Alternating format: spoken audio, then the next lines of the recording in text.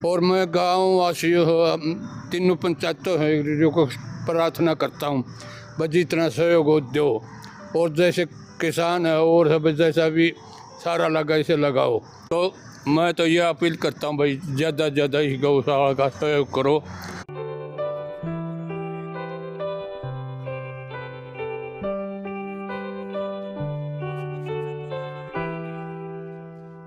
लेकिन सरपंच साहब ने जगवीर सिंह ने 22 कब्रों की नींव रख दी।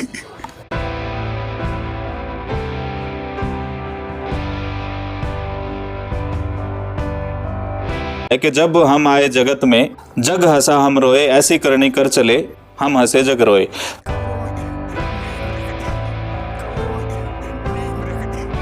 प्रथम गूंज देख रहे हैं आप, मैं हूं आपका दोस्त त्रिदेव और इस वक्त मैं गांव मुंडाल बांडा हेड़ी में मौजूद हूं और इस वक्त ये हांसी ज़िले का हिस्सा है जहां पे हम खड़े हैं। पहले ये हिसार में होता था और ना सिर्फ हांसी हिसार बल्कि भिवानी का एरिया भी कवर्ड है। 3 पंचायतें हैं यहाँ पे, मुंडाल खुर्द, बांडा हेड़ी और मुंडाल कलां। दोस्तों सरपंच है ना, दुनिया भर में लाखों लोग बनते हैं और इस तरह से चले जाते हैं जैसे वो थे ही नहीं। लेकिन कुछ सरपंच ऐसे होते हैं जो अपने कामों की बदौलत इस दुनिया में ऐसी छाप छोड़ जाते हैं जो रहती दुनिया तक रहती है और लोग उनको हर साल, हर दिन, हर पल याद करते हैं। तो आज लोग उस चीज़ को फील कर रहे हैं। दरअसल एक सरपंच का जाना, एक पूर्व सरपंच का जाना आज लोगों को यूँ लग रहा है कि जैसे कोई युवा हमारे बीच से गया हो। हमारे बैक साइड में जो आप ये चेहरे देख रहे हैं ये सब के सब मायूस हैं, भावुक हैं और आज याद कर रहे हैं उस सरपंच को जिसने इस गाँव के लिए काफ़ी कुछ किया।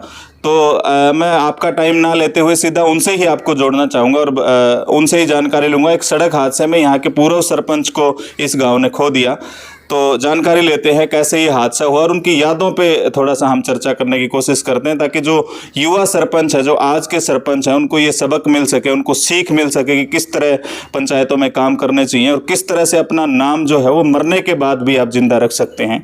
तो हमारे बीच उनके पुत्र मौजूद हैं और ये साथ रहे हुए शख्स मौजूद हैं, उनके साथ भाई मौजूद हैं।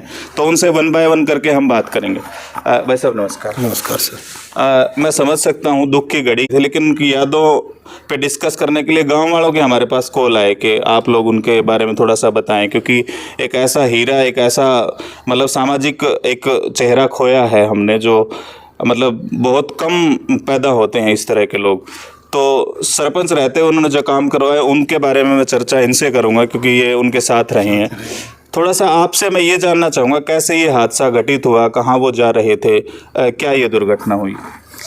ये सर घर से अपने खेत की तरफ जा रहे थे और अपना ये मोड़ है शीशर वाला, पता नहीं एकदम पीछे से इतनी स्पीड से गाड़ी, हुंडई की गाड़ी है 5 सीटर, उन्होंने इतनी तेज़ से किया कि कुछ पता ही नहीं चला।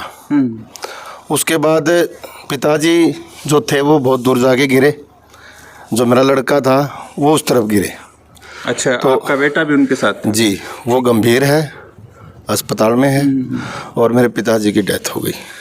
अच्छा, अब उनकी हालत वैसे ठीक है, बच्चा मतलब नॉर्मल है? हाँ जी, खतरे से बाहर है लड़का, और लेकिन हादसा बहुत बड़ा है, दिल दहलाने बड़ा।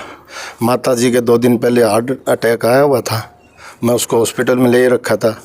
इतने में पता लगा, खबर आई कि आपके पिताजी का और लड़के का एक्सीडेंट हो गया। तो मैंने जानने की कोशिश की क्या हालात है, तो उन्होंने बताया कि आपके पिताजी तो एक्सपायर हो लिए और लड़के को लेकर कोई गया है। तो उसी टाइम पाँव उतरने से धरती निकल गई। फिर बाद में पता लगा कि लड़का ठीक है, बच गया है और पिताजी एक्सपायर हो गए। तो दोस्तों जगवीर सिंह के पुत्र बता रहे थे उनके साथ जो कुछ घटना हुई है। जगवीर सिंह वाकई वो शख्सियत थे। मेरे पास एक वीडियो उनके पास 10 मिनट की है, वो भी हम आपको दिखाएंगे। किस तरह के उनके भाव थे गौओं के प्रति, जो उनकी आस्था थी, जो प्यार था गौओं के प्रति, वो आपको साफ झलकेगा। हमारे साथ सुजेंद्र जी हैं, टीचर हैं और ये भी काफ़ी करीबी रहे हैं, काफ़ी कुछ जानते हैं उनके बारे में।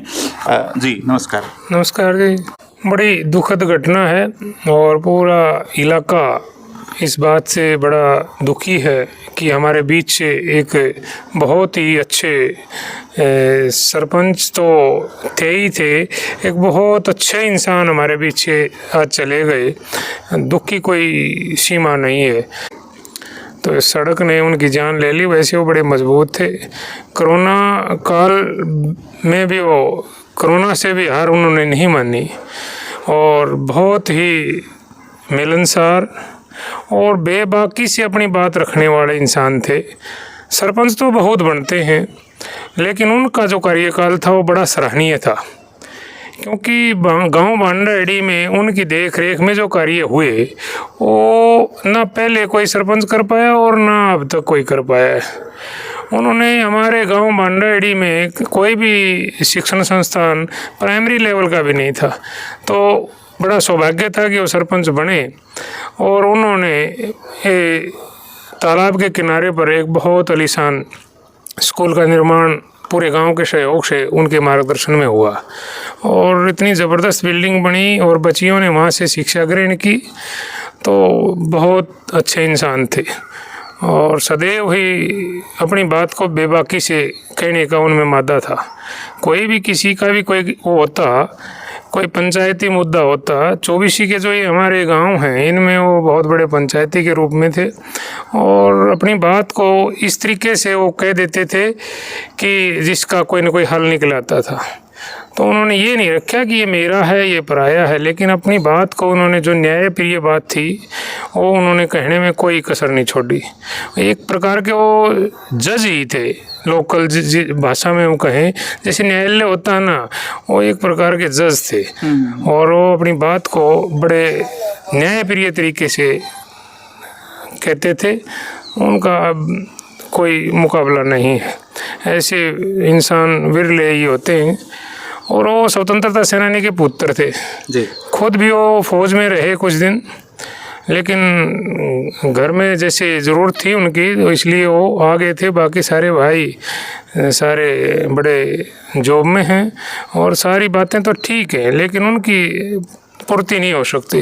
चैनल के माध्यम से हम सरकार से यही गुहार लगाएंगे कि इतनी बड़ी जो ये हमें इतनी दिक्कत हुई है, इतनी हमें हानि हुई है, एक बहुत बड़ी हस्ती हमारे गांव से चली गई, तो इसका इनको न्याय मिलना चाहिए।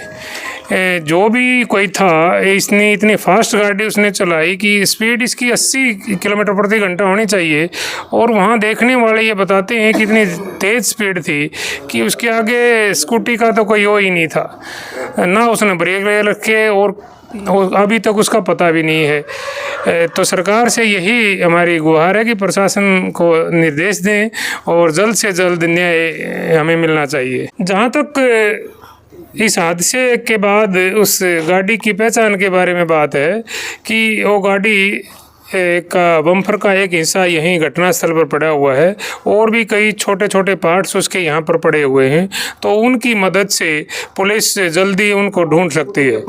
और पीछे से जहाँ से भी वो गाड़ी आई होगी उससे जहाँ तक आगे गई होगी तो डैमेज होने के बाद वो गई होगी, वहाँ की फुटेज और पीछे वाले सारे के सारे उनका मिलान करके आराम से प्रशासन चाहे तो उसको जल्दी पकड़ सकता है।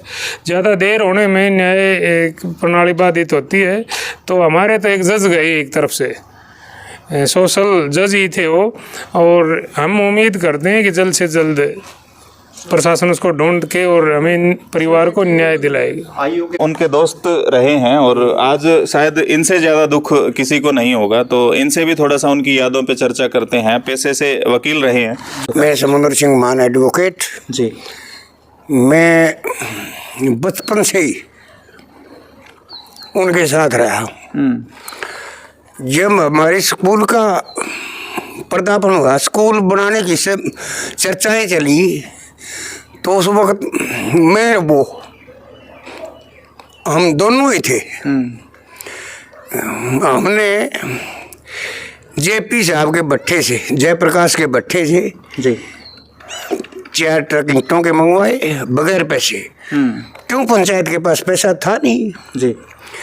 और मैंने फिर हमारे दादाजी थे चौधरी राजमल टेकराम के पिताजी, उनको कहा कि दादाजी ये स्कूल बनाना चाहते हैं बोला बेटा थोड़े कमरे की नींव रखियो। उन्होंने भी सलाह तो दी, लेकिन यूँ कहा कि 5-7 कमरे बना लियो बेटा।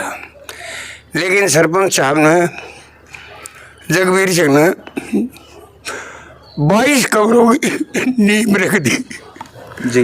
22 कमरों की नींव रख दी एकदम। जी। पैसा था नहीं। मैंने कहा उनको कि जगवीर पैसा है नहीं अपने पास, कैसे काम चलेगा। बोला तेरा ये जो सूखे हुए वृक्ष है ना बड़ी में, ये कटवाएंगे कुछ न कुछ। तो उसके बारे में भी ऑब्जेक्शन आया कि भाई ये वृक्ष नहीं कटने देंगे हम, कुछ मेंबर्स ने कहा, लेकिन हमने वो कटवाए। आज के दिन वो MP है राज्यसभा के महम से, जांगड़ा साहब, उनके भाई वेद प्रकाश जांगड़ा हमारे पास आए। उन्होंने वृक्ष काटे और हमें 1.5 लाख रुपया दे दिया। अच्छा। हमारी शुरुआत स्कूल के वहीं से होगी। हम फिर फरीदाबाद से कहीं से भी जहाँ पैसा मिला हमने स्कूल के लिए पैसा लेके आए। फिर हमारे बुजुर्गों ने भी सहायता की। मैं लेखक था, मैंने रजिस्टर लेके वहाँ खड़े हुए जिस दिन नींव रखी, उस दिन यही था कि 7 कमरे आ गए वहीं। 7 कमरे परिवारों से, और 7 कमरे आते ही हमारा हौसला बहुत बुलंद हो गया। फिर मैंने जयप्रकाश की ईंट बंद कर दी JP साहब की, क्यों, कुछ ईंटें खराब थी। फिर हमने यहीं से ईंटें लेनी शुरू कर दी और ठेका दे दिया मिस्त्रियों को। बरंडा और कमरा 4700 रुपये जी। ये ठेके में बनता गया और वो बनाते रहे।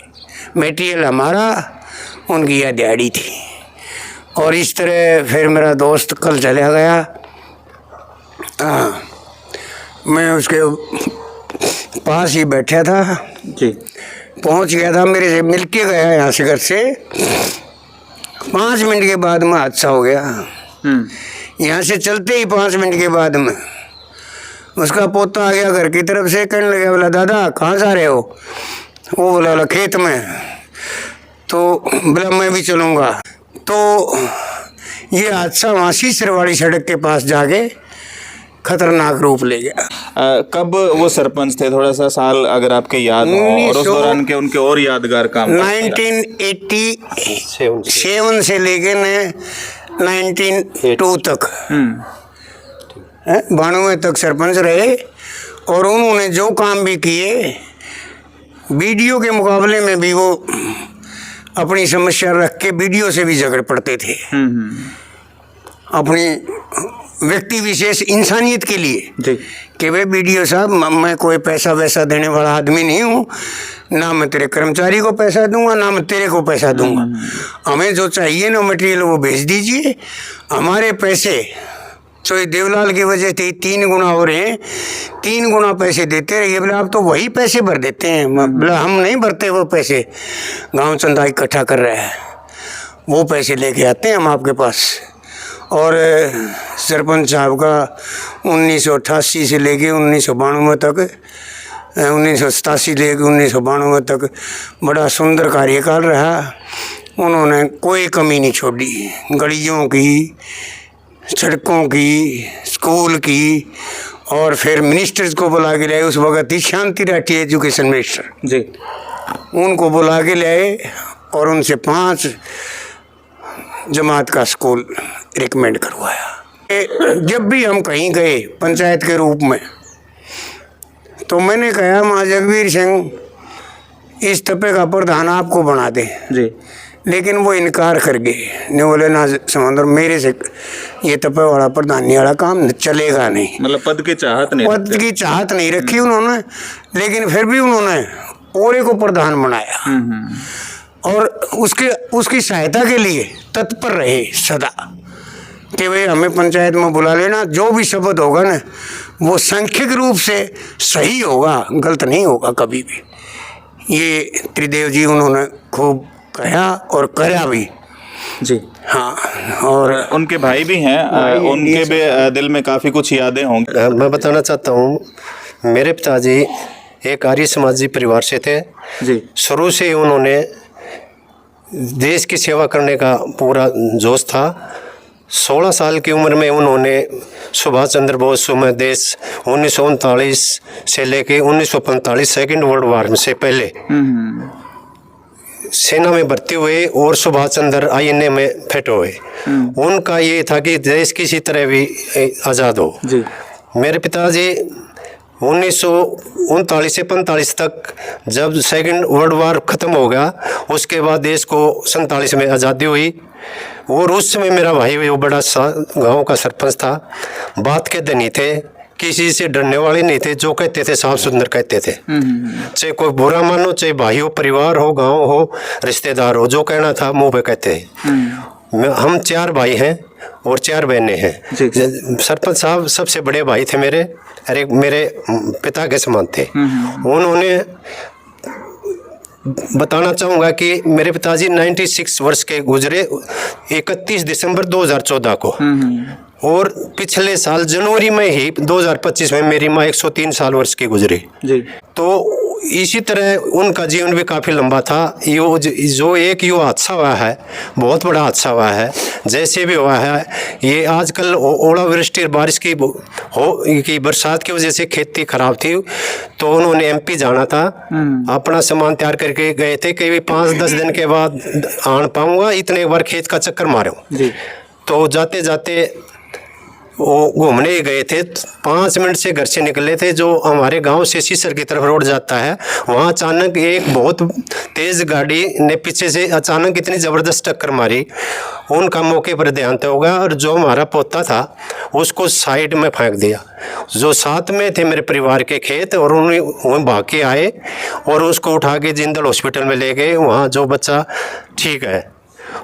और मैं आपको बताना चाहता हूँ, हमारा पूरा परिवार, हमारा किसी से भी चाहे कोई भी हुआ, बहुत प्यार रहा है। और जो उसके साथ टीम थी, खासकर समुंदर जी थे, नफे तहसीलदार जी थे, ये सारे उनके आजकल जो माननीय MP साहब हैं जयप्रकाश जी, ये सारे एक साथ इकट्ठे रहते थे। और कभी भी हमें, मेरे पिताजी को 11 वर्ष हो गए, हमें महसूस नहीं होने दिया कि भाई पिताजी गए परिवार से। पूरा परिवार संभाल रहे थे और बड़ा अच्छा हमारा परिवार इस ढंग से चल रहा था। कल ये अचानक जो दुर्घटना हुई है वो सहनीय नहीं हो पा रही। और मैं बताना चाहूँगा, हम 4 भाई थे। सरपंच साहब 4 वर्ष की मेरे पिताजी के आने के बाद उन्होंने अपनी जगह सरपंच साहब को भर्ती करा। 4 वर्ष की सेवा करने के बाद पारिवारिक के कारणों के कारण उनको यहाँ बुला लिया गया। यहाँ आने के बाद उन्होंने सामाजिक सेवाएं करी। उससे छोटे आनंद सिंह हैं जो बैंक से मैनेजर रिटायर थे। उससे छोटे असबीर सिंह जो VLDA पशुपालन विभाग में थे और कोरोना काल में गुजर गए थे। सबसे छोटा मैं हूँ। हाल ही में 31 जुलाई को मैं जिला खेल अधिकारी रोहतक से रिटायर हुआ हूँ ना। इस तरह से उनकी भावनाएं लोगों के साथ जुड़ी हुई थी। अब मैं फिलहाल आपको उस वीडियो की तरफ आपका ध्यान दिलवाना चाहूँगा जो वीडियो हमने खुद कवर किया था और जगवीर जी ने खुद हमें बुलाकर वो कवर करवाया था। गौशाला के प्रति उनका जो स्नेह था, गौओं के प्रति जो उनके दिल में एक काफ़ी कुछ था जो वो करना चाहते थे। गौशाला की नींव ही उस टाइम पर शायद रखी गई थी, काफ़ी कुछ कंस्ट्रक्शन का काम जो था वो अधूरा था और वो झोली फैलाकर लोगों से डिमांड कर रहे थे कि आप इसमें हेल्प करें ज़्यादा से ज़्यादा। तो फिलहाल उस वीडियो के साथ मैं आपको जोड़ रहा हूँ। जो आप मेरे बैक साइड में देख रहे हैं, काफ़ी गायें खड़ी हैं। नई गौशाला का निर्माण यहाँ हुआ है, या यूँ कहूँ कि हो रहा है। अभी काफ़ी सारा जो काम है वो पेंडिंग है। यहाँ जो गौशाला को इसको संभालते हैं, जो संचालक हैं, उनसे बात करने की कोशिश करते हैं और जानते हैं कि कितनी गायें हैं और इनका खाने पीने का जो इंतजाम है वो कैसे हो रहा है और कितनी इनको ज़रूरत है। गाँव से ये क्या उम्मीद रखते हैं और चंदा वगैरह ठीक ठाक आ रहा है, ये सब जानने की कोशिश करते हैं। तो आइए हमारे साथ। हाँ जी, नमस्कार जी। नमस्कार। सबसे पहले तो शुभ नाम बताएं। नाम जगवीर सिंह, एक सरपंच बांडेडी। सरपंच साहब, ये गौशाला का निर्माण कब हुआ है? अभी जैसे टीन वगैरह तो आपकी डली नहीं है। ये लगभग 4 महीने हुए हैं इसको। अच्छा। 4 महीने में गौ यहाँ इकट्ठी करके ने और लोगों ने मतलब सहयोग दे दिया। इसमें एक तो ये दफ्तर बन गया। अच्छा। और 2 साइड बन गए। एक यो पानी वाला RO बन रहा है। अच्छा। और लगभग 400 मन अनाज आ गया। अच्छा। 500 तूड़ी की ट्राली आ गई। अब भी इसमें बहुत ज़्यादा काम बाकी है। अच्छा। और हमारी तीनों पंचायतों से हमने कहीं चंदा भी नहीं मांगा है। अच्छा। और मैं गाँव वासियों तीनों पंचायतों है जो को प्रार्थना करता हूँ, बस जितना सहयोग हो दो। और जैसे किसान है और सब जैसा भी सारा लगा इसे लगाओ। अभी एक तो ये तूड़ी का साइड बनवाना है, लगभग 100 फुट लंबा, 50 फुट चौड़ा, और एक इन गऊओं के जो ये छोटे मोटे अलग कमरे बनने हैं जी। चाकी गंडासे का भी काम बाकी रह रहा है। तो मैं तो ये अपील करता हूँ भाई, ज़्यादा से ज़्यादा इस गौशाला का सहयोग करो और ज़्यादा से ज़्यादा जैसा पुगो इनको सबको दो। अच्छा सरपंच साहब, बात करें जो डोनेशन है, जो दान है, वो पैसे के रूप में ही दे के वैसे भी आप नहीं, हम पैसे तो किसी पर मांगते ही नहीं। जैसे आपकी श्रद्धा समान आप जो कुछ देना चाहो दो, और नहीं दे कर्मचारी वो पैसे भी दे जाते हैं। अच्छा, कुछ ये ट्रक्का वाले ये कि अच्छा आ जाए तो वो भी दे देते हैं। लगभग 5-6 मन अनाज गाँव से भी रोजाना या टेम्पो जाती है। कोई गांव भूखी नहीं रहती किसी किस्म की, और सभी अच्छी बोल रही है। अच्छा, तो अगर पशुओं की बात करें तो कितनी गायें होंगी यहाँ पे? लगभग अब 300 हैं। अच्छा, 300 हैं। शुरू में 200 आई थी, 100 एक और बच गई। एक पहले गांव में एक किसान ही सब किम करता था, मुनीश, उसी ने बेचारा 2-3 साल अपनी मेहनत करके फिर गांव वालों ने उस पर थोड़ी हिम्मत बंधाई और इन गाँव को यहाँ ले आए। यहाँ भी कब्जा था इस ज़मीन पर जी जी। एक तो गांव में ही कब्जा छूट गया। ये गौओं के लिए परमात्मा ने अभी तक बचाई हुई थी, जो है बच गई। अब इसमें ज़्यादा से ज़्यादा सहयोग दो। अच्छा, ये ऑन रोड गौशाला है, तो ये जितने आप पशु हैं, ये आप खुद लेके आए कि लोग छोड़ के जाते हैं? इन मानो है लोग छोड़ के जाते हैं। वो एक मुनीश ने 150 पशु उसने अपने खुद इकट्ठे कर रखे थे। सिर्फ 3-4 किले जमींदार है, उसने बेचारे 4-5 साल बहुत मेहनत करके नहीं इसको चलाया। फिर सारे गांव वाले बोले भाई ये कब्जा भी हट जाएगा, और तो भाई यहाँ करें। अब इसका परमात्मा दास है, रोजाना सीतो अनाज गुड़ खड़ बहुत आ जाती है। फिर भी अभी इसमें बहुत काम अधूरा है, कई करोड़ों का काम अधूरा है। हम चाहते हैं भाई लोग ज़्यादा से ज़्यादा मदद करें और करें। मुख्य सहयोग रहा है एक ताल्लुका है धनखड़, नाम कह रहा है हरदन, उसने सबसे पहला साइड यो दिया है। अच्छा, और ये लगभग 5-5.5 लाख का बना है। इसके बाद ईश्वर सिंह मान का लड़का नाम क्या है, तेज मान ने दिया है, लगभग इतने रुपए इसका लग गए। अच्छा, वाटर कूलर भी लगा हुआ है? वाटर कूलर है ये क्या नाम इसका, अजमेर राजेश बलजीत का है। लगभग ये भी 15-20 हज़ार का इसने तैयार कराया है। एक यो जो तैयार होने लग रहा है, ये रोहतास था, मुआड़ है, और यो पहला पब्लिक हेल्थ में नौकरी करा था, रिटायर आ रहा है। यो 5.5 लाख 6 लाख रुपये यो भी लगाएगा। अच्छा, ये इतना तो इन्होंने दान कराया। और बाकी ये गांव वाला नहीं है, जैसे गेट बन गया, ये बन गया, ये तरपाल आ गए, तूड़ी के, ये सारे उन्होंने दिए हैं। इसलिए मनीष है सारी गौशाला का, जो भी लेन देन है सब इसी के कारण है, इसी की मेहनत है, इसी का सब कुछ है। आज भी वो जैसे पहला अपने घर रखा था, उनसे ज़्यादा पशुओं की सेवा करता है। मनीष सनोब जुगल बनवाड़, और ये अपने गौओं के लगन से इसने अपने खेत की भी 3-4 किले मालिक से सारी पौधा जो पौधा होती सारी इन्हीं पर लगाई है। 4 साल से ये मेहनत कराया था, और फिर गांव वाला ने इसकी मेहनत पर तरस आके, और आज सब कुछ इसकी दया, ये जो गौशाला बनी है, ये इसी की मेहरबानी सब कुछ। आपको क्या कुछ लगा इस वीडियो को सुनने के बाद कमेंट बॉक्स में ज़रूर बताएं, और एक दुआ ज़रूर करें जो घायल इनका बेटा जो है वो जल्दी से कुशल घर वापस लौटे और सलामत ठीक ठाक वो भगवान की दया से हो जाए। ये दुआ आप प्लीज़ ज़रूर करिएगा। धन्यवाद। जय हिंद, जय भारत।